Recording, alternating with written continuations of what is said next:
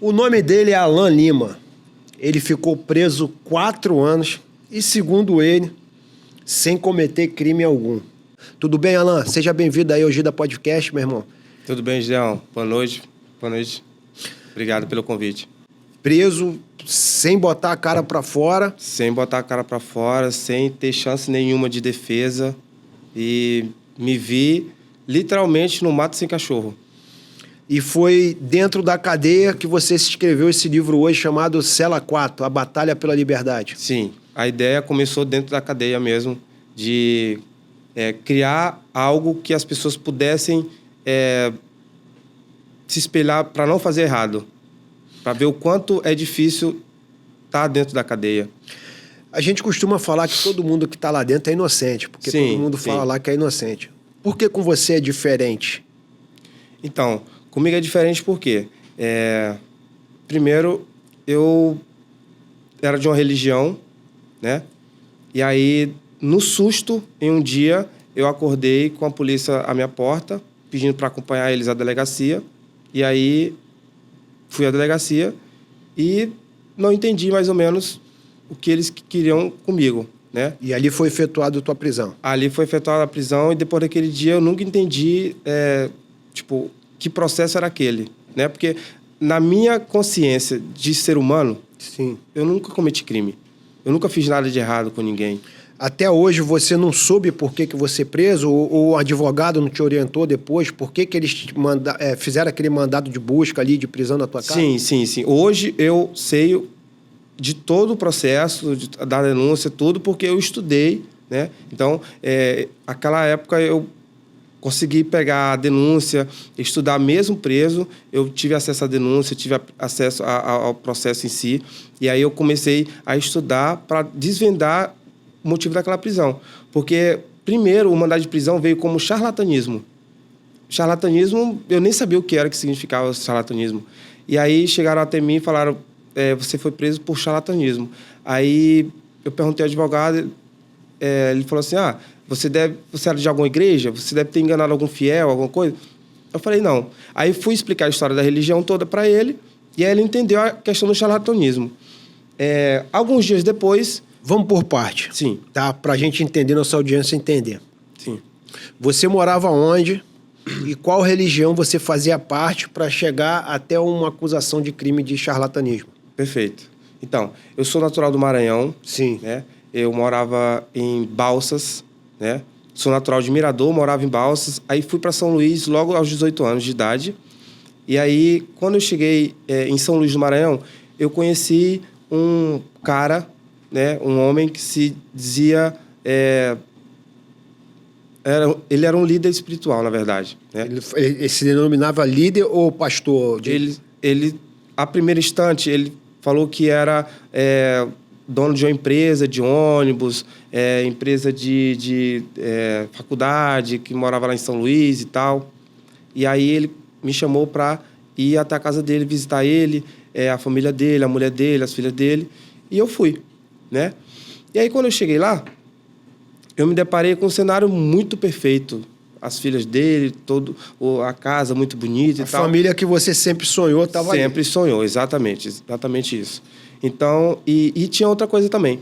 Eu parecia com o filho dele que tinha acabado de morrer há uns meses atrás, né? Isso era real ou ele inventou isso? Era real. Realmente eu parecia mesmo com esse cara. Então ali esse cara te conheceu, se conectou contigo, levou você para casa dele? Sim. Aí cheguei lá, veio a proposta de morar com eles e trabalhar com eles. Até então, tudo bem. Para mim, eu estava buscando uma estabilidade financeira mesmo. E aí eu estava trabalhando no hotel nessa época, lá em São Luís, e aí decidi ir morar com eles, né? Aí fui, quando eu cheguei lá, saí do hotel de onde eu trabalhava, quando eu cheguei lá, eu me deparei com uma conferência, né? Como assim uma conferência? Uma conferência é ministrada por ele, sim, né? Ele ministra a conferência e fala que tem que ter 15 dias, 10 a 15 dias do nosso tempo para poder ministrar essa conferência para a gente. Aí eu falei, qual é o teu da conferência? Sim, isso né? que eu ia perguntar agora. Qual é o teu? Aí ele falou assim, a conferência visa tratar assuntos, história, geografia, religião, essas paradas, para você entender um pouco mais sobre a família, sobre as empresas e tal. Falei, tá bom, vamos lá. Quanto que eu vou ter que gastar? Ele falou, não vai ter que gastar nada, só o seu tempo mesmo. Vai ser período integral, de 8 da manhã até às 7 da noite. Falei, tá bom.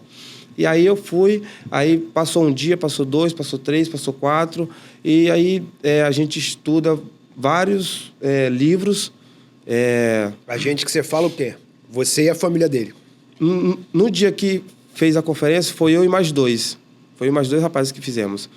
Então, a gente estuda física quântica, teologia, cosmologia, estuda Bíblia Sagrada, religião, história, isso nessa geografia. Conferência? Nessa conferência. Sim. A gente assiste uns filmes que passam na projeção lá. Como se fosse uma maçonaria que ele ensina uma série. Sim. É uma seita mesmo, ele está ensinando algo dele, né? É um livro dele. Sim. E aí, no final dos selos, no final desse livro, que ele fala que é os 7 selos do Apocalipse, no final desse livro, ele fala que é o próprio Deus encarnado. Que ele era o próprio Deus encarnado, sim. Então, para mim, aquilo me chocou muito, porque eu vim da roça. Eu não tinha muito conhecimento, né? Eu estava leigo ainda. Então, naquele primeiro momento, eu imaginei, caraca, então quer dizer que eu estou diante de Deus, é isso? Sim, o próprio está aqui. E aí, não me restou muita opção. Eu só falei assim, eis-me aqui, estou aqui, o que é que o senhor quer fazer de mim? E aí a gente começou os planos, né? Aí ele fala... Quais planos? Então, aí, depois disso, que a gente conhece a conferência, ele falou que eu ia me tornar um cara, braço direito dele, que eu era um escolhido, que eu era a espada do amor de Miguel. Ele falava muita coisa na cabeça e, tipo, tudo no sentido espiritual mesmo, entendeu? Sim. E eu sempre levei muito a sério, Gida. A questão espiritual na minha vida eu sempre levei muito a sério, até hoje eu levo, entende? Então, assim, eu tive aquilo ali como muito sério mesmo, entendeu? E aí ele foi falando das tradições que tinha na família, dos jejuns que tinha, de como que a família se portava, que não podia xingar, não podia se relacionar com outras pessoas, que tinha que viver ali aquela coisa fechada ali em família e tal, que tinha horário para acordar, para dormir, tinha horário para comer, enfim, tinha horário para tudo, né? Então, ali tudo para mim foi tudo muito novo. Você tinha quantos anos na época? Eu tinha 18 para 19 anos. Você nunca tinha vivido nada parecido na tua cidade antes? Não. Na tua cidade você nunca tinha ouvido falar sobre aquilo? Não.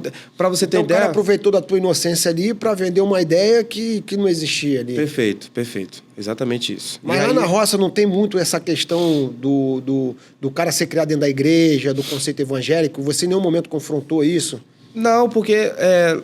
onde eu morava é uma cidade pequena. Então, eu ouvia falar de Jesus e tal na escola e tal, mas não frequentava tipo assim, esse meio? Não então, era não muito... conhecia de Bíblia? Não então, era muito... O cara usou tudo isso... Isso, vendo exatamente. A tua inocência na parada para poder... Sim. Colocar aquilo ali como se fosse o certo. Sim.